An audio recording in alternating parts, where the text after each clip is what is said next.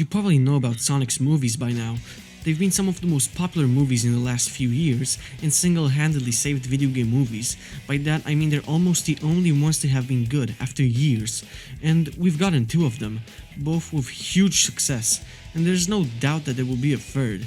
And not to spoil everything, even though it's in public knowledge by now, so click off if you somehow don't know about the post-credit scene of the second movie or the game's stories, in particular the adventure games.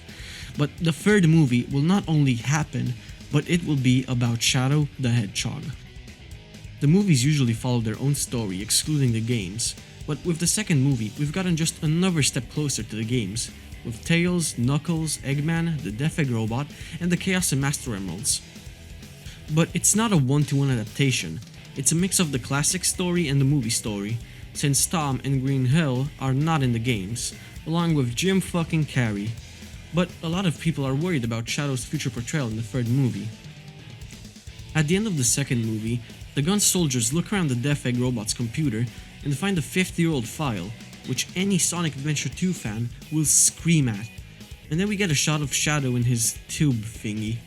The original story followed late Gerald Robotnik and his niece on the Space Colony arc. His niece has a certain disease that they call NIDS in the manual, which has obvious ties to the real world, and Gerald tries to make the ultimate life form, that's basically immortal, and use it to cure his niece in some way. Of course, the final version of the ultimate life form becomes friends with his niece, and they become like a little family, not waiting to get back to Earth. And bang, bang, bang, boom, boom, gun fucking killed him, or something. And Shadow survived.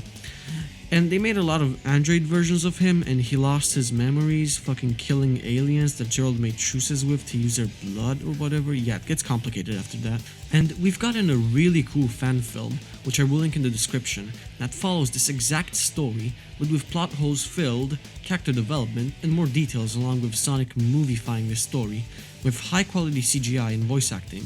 Of course, not at movie level, but it's damn good. It's also a tearjerker that has some sad and wholesome moments. I really recommend watching it. But the real question is whether the actual movie will follow in its footsteps.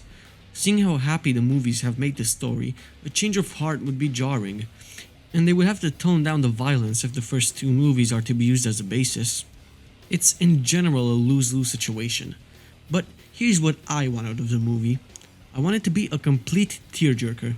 I want it to make me straight up shed tears in Shadow's story, along with some wholesome moments with Marie and Gerald. I also want them to stay at the level of violence of the games, thus guns, killing, and edginess, of course not leaving the age rating of at least Adventure 2 to keep it marketable, since I don't really want it to fail in the box office.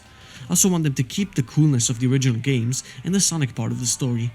I hope this will be character development for both Sonic, and will portray Shadow as edgy but only on the surface and have him find his humanity like in Adventure 2. I don't really want it to follow in Shadow 5's footsteps in terms of story too much, but that's my opinion. What I don't know about is how they can implement Amy and the humans in all of this, seeing as how a good part of Adventure 2 takes place in space. I hope it's as faithful as possible to the games while still remaining a good, well thought out movie. But I don't know, y'all tell me your opinions in the comments, this is just mine. Have a nice one, y'all.